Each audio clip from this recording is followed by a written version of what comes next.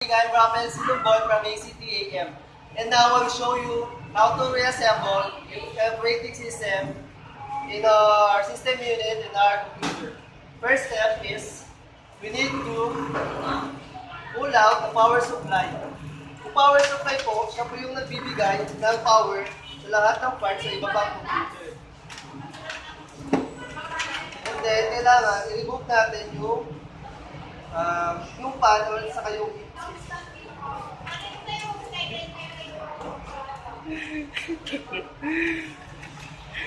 ito po yung main pan na tinatawag, and then the heat sink.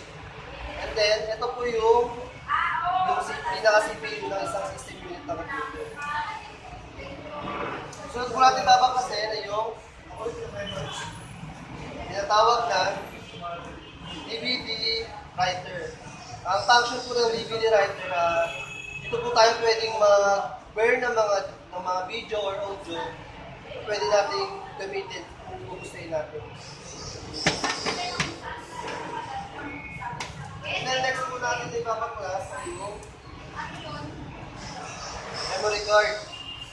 Dito na po tayo pwedeng mag-save ng mga files na kahit gano'n pa po kalaki yung mga files na gagamitin na i-save natin, dito natin siya pwedeng ma-save. And then next po yung floppy disk. Makakapag-wear lang tayo ng gusto natin kung meron tayong floppy disk na gamit. And then next po yung hard disk drive. Kung meron tayong mga files na i-save na mga large amount of files, dito natin siya pwedeng i-save sa hard disk. Paano mo ba yan? And then the last, but not the least, is yung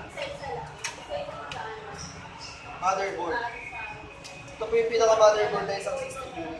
Marami po siyang parts sa function ng mga motherboards. And then, ito na po yung pinaka-tamang pag-reassemble ng isang system unit.